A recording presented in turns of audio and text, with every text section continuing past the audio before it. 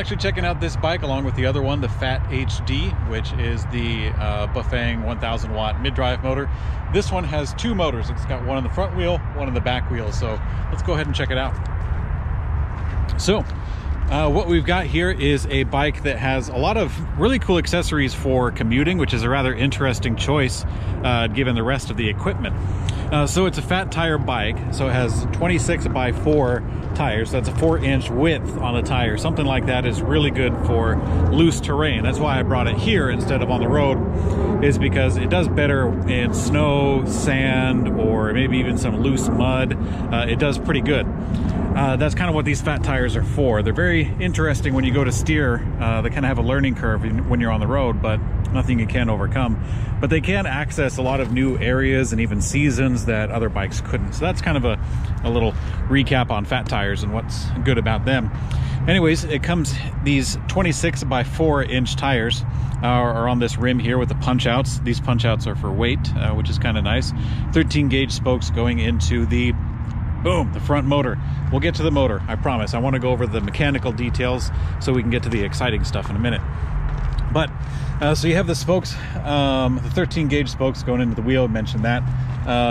The mechanical disc brakes are Pro Max 310. Now, they work okay when they're tuned. You know, when they get out of tune, they're not all that fun. But one advantage towards having a mechanical disc brake is that they're pretty easy to fix. I actually prefer a mechanical disc brake if it were me, because I can fix them very easily. Whereas with the hydraulic ones, you kind of got to go through a little bit of extra. Hydraulic are awesome. They're really awesome. They last a very long time, but I don't know. I kind of like to fiddle with things every now and again. Other great equipment that you have on this bike is the metal fenders. By the way, the brakes on the front and on the rear are the same on this 160 millimeter rotor that you have, the same size. So the metal fenders, like I said, are one of my favorite features for this bike. Like I said, it's kind of a strange choice to have on a fat tire bike, because usually with a fat tire bike, they're kind of tailored for off-road or even hunting in some cases, which this bike is totally capable of doing, especially with the two motors. It can access a lot of different terrain that another electric bike would kind of get stuck in. So it's capable, but having the commuting accessories on there kind of speaks to me because that's what I would do if I had this bike. I don't know if I'd really go hunting all that often, but I totally would use this in the snow commuting in Salt Lake City. So these accessories are something that's kind of near and dear to my heart, if you want to call it that. But the fenders are made of metal, and I like that a lot. That's my preference, to have metal fenders, and they are painted, you know, with the rest of the bike black. Hope you like black, because that's the color it comes in. Also on this bike, you have the rear rack, which is great because you can mount panniers on the tippy top or on the pannier rail here, depending on what size of bags you have. It can fit quite a few different ones, which is pretty good. The rear light, this rear light, actually, even though it's totally looks aftermarket, this came with the bicycle. So that's kind of neat. I have it mounted back here. Originally it came on the seat post, but I mounted it back here because that makes sense. So it comes with a battery inside, you know, has a flashing or a steady or off, of course. I mean, it's not the best option. You know, if you have an integrated light where the lights kind of come in from the main battery and then go all the way back here, that's of course a really nice feature. But it is kind of neat that they include a light at all. You know, I've seen many of them that have only a front light or no lights at all. But so yeah, this is a rather interesting choice. So the rack is fairly wide, so you wouldn't be able to fit like road panniers on here if you have the double-sided, but you could get the single side on either one. You also got the little lever for the gloves, I suppose. So moving up to the front of the bike, you have the seat post, which has a pretty good suspension system in the seat post itself. So with this seat post, it kind of compresses a little bit. This is a cover that kind of hides the hydraulics that are inside of this, which is nice because it adds a little bit of cushion. This bike is stiff otherwise. It doesn't have a suspension on the rear. It doesn't have a suspension on the front. So your hands are kind of taking a little bit of beating if you're on some really rough areas. And if you likewise had a solid seat post, you'd be in the same boat. But this one does have a suspension seat post that kind of compresses a bit. See if I can get it going.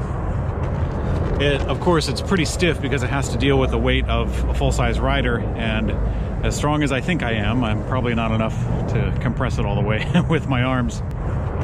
So you do have kind of a low step here. This angle is pretty popular on a lot of mountain bikes, especially where you have it kind of come down and then it angles in rather than just a straight bar from a higher position. So this gives you a fairly low standover height when you're standing over the bike, which is nice, but still gives you a lot of options because you can put it in a low, you can put the seat in a lower position and have a more relaxed kind of ride, say if you're doing some lightweight commuting, or you can kind of raise it up all the way. Let's see. Or you can raise it up and still have a fairly low standover height, raise it up and put the body position a little more forward if you wanted to. So down here you also have the 170 millimeter cranks with a metal Wilgo pedal with the reflectors built into them. Pretty standard issue. This bike does include a kickstand right here in the middle of the bike, which is, you know, pretty nice. It's an adjustable kickstand, so if you have some other considerations, if you want to put it somewhere, you can adjust that too on the fly. You also have the 48 volt 10 amp hour lithium ion battery that is packaged in here with a locking mechanism. So of course you put the key in there to twist it out, remove the battery, and off you go. Battery also does include a power switch on it to see the battery level wherever you're at, and we'll get more into the electric system in a bit. The chain ring up front has 46 teeth on it. I counted them myself. Kind of has a larger chain or a larger tooth count so that you can get a little bit of extra torque when you're using the 7-speed gearing back here. Does have a Shimano Altus for the derailleur as well as up front on the indexer. Has a little trigger and a thumb indexer. You also can see the cadence-based pedal assist is right here behind the cranks. So you got the magnets back there. I didn't count, but I'm gonna say, what is that? About 12 magnets or so right here on this disc. So that's what enables you to get the pedal assist that gets the electric system moving as you pedal. And again, more detail in a minute. Coming up to the cockpit area, you do have a fairly basic set of brakes. These are some Whooshing brand brakes that have an electric cutoff signal inside of the housing here. So that means that when you pull on the brakes, there's actually a little electric system in here that gets disconnected as you pull it, and that will send a signal to the motor to stop giving any power, so that you're never, you know, battling the two, one against the other, brakes and motor. Also up front, you have a brake on the opposite side. Some pretty simple grips. These are kind of like some grips that are kind of textured on there with a little bit of tension. That's about it. Nothing too terribly fancy. But you do have this light. So this light right here is wired into the main battery pack through this little wire loom here. And that's pretty nice. It does have a integrated front headlight, so you do get that. The fork itself is an aluminum fork, and it's wider to accommodate the extra width of the tires, but it is solid, you know, and that's okay, because when you have a bike like this, it's really really a very interesting experience when you're already putting the motor through it. So that might be something else to consider. You do have a solid fork up front, but that's likely in response to having a motor in the front. I'm not entirely sure. I'm not a designer of electric bikes, but I presume that having a motor and having the propulsion system up in the front of the bike would kind of complicate things. So I'm sure that's probably why they chose to have a solid fork, is to kind of keep things simple. And you know what, it's okay. Given the lower riding position, you can kind of relax your body a little bit and take less stress off of putting your hands on the pedals. So I think it's a good choice, is my guess.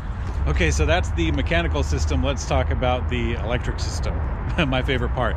All right, so some of the basics. We kind of mentioned the 48 volt 10 amp hour battery right here with the locking mechanism. That's pretty cool. Got your pedal assist down here in the bottom bracket area with the cadence-based pedal assist. That counts how many rotations the crank is moving and gives out the assistance based on that information. And you have a fairly basic display. I was kind of surprised to see it, but the display has some simple LEDs, your assist mode 1, 2, or 3. That also is in tune with the throttle, so your assistance will go so high when you have it in number 1. Also, your throttle will only go so high when you have it in level 1. When you press level 2, then your pedal assist and your throttle have a higher limitation, and likewise with level 3. This is a class 2 electric bicycle because it goes up to 20 miles an hour and it has the presence of a throttle. But with this basic display, you have a small button to get the headlight going. which is cute. Also, your power level is shown on 4 bars right here. You can tell I've been kind of riding it around a little bit because it's got red, yellow, and then 2 green bars, and I have exhausted some of them. I've had some fun. And on this side, you have the motor selector. So this rocker switch has 3 positions. It has middle, and it has left, and it has right. Each one of those serves a function to select the motor. So when you have it in the far right position, that will move only the front motor. When you have it in the far left position, that will move only the back motor. And as you can imagine, right in the middle, you get both motors at the same time. That is for pedal assist, and it is also for throttle. So why don't I keep it here, and we'll see if I can dance a little bit and show you both of those going. See, I'll back up and do a little bit of acrobatics here. Make sure I got an assist mode, got some semblance of a brake. There we go. I'll put some footage of me playing around with this when I'm not holding a camera, and it should look pretty cool. I'm excited for it. One other thing to mention is that I'm here in Las Vegas, Nevada. That's where Eunorau has their USA warehouse for these bikes. So even though it's a Chinese company, it does ship out from America, and they have support here for battery reconstruction if you need it, but battery support as well as motor support right here. So that's pretty cool. That's a nice thing. When they do ship out from here, it comes in 2 boxes, which is kind of strange. When I pulled this bike out, the box was in a box. So I guess it's pretty nice because then, you know, it protects it, keeps it nice and clean, but you know, it's definitely new. Yeah, enough of that. Let's just jump on, show you how it does. Okay, so I know that I just said that that these do very well when you're off-road, but right now when you're on the road, I can kind of highlight a little bit of the difference that you feel when you turn the different motors on and off. And that's one thing that I have not encountered before with a dual motor bike. I've probably ridden like, I don't know, like 5 dual motor electric bikes, and with them, this is the first one that I've seen that has an active motor selector where you can, while you're riding the bike, while you're pedaling, while you're powering, you can switch the mode from front, rear, or both. And that's a pretty cool thing. All the other ones that I've tried, you got to stop the bike, get off, go goof around with the settings and everything to try to get it going again. And that kind of having to stop and get off the bike and kind of reset yourself while you're doing that is kind of difficult because you don't have that immediate difference with switching out the motor. Whereas on this one, when you just use your thumb to switch the motor position, then you can feel the difference like immediately. So for example, let's see, I'll put it in the front. So when you have it in the front, it feels kind of, I don't know, like lumbering, I guess I would say, when you only have the front motor on. Like, it's still an electric bike and it still gets going, but it just doesn't feel like it has a whole lot of guts to it. When you switch it to the rear motor only, like I did just now, then it picks up a little bit more predictable. It's still a heavy bike, especially with the weight of the additional motor up front. You still feel like you're almost on a cargo bike or something. But that's only using one motor at a time, which would be really handy if you're doing something very technical. Say if you like to go off-road riding anyway, like in a Jeep Wrangler or something. This I could imagine this being like a good complement for that. But when you're only using one motor at a time, it's really not utilizing the system. So when you have it in the middle selector and then you get going, you really feel it pick up. There's a big difference. It feels more like this big heavy bicycle has, it's almost like it has a better system in it, you know. It definitely balances it out. It doesn't feel like you're really slugging to push something or really putting a lot of force into pushing it or pulling it. So yeah, I think the dual motor setup it's a lot more highlighted when you're able to select back and forth, especially on the road, because on the road it's a good place to test it for kind of what to look for and what to feel for. I wish I had more time to take this on a really serious off-road, take it up to Salt Lake where it's all muddy and snowy right now. You know, that'd be nice. Not like here. Not like here. I mean, it's nice here, but for a different reason. Anyways, let's see if I can take it onto that gravelly patch again, and I'll show you the motors kicking in, and we'll see how that goes.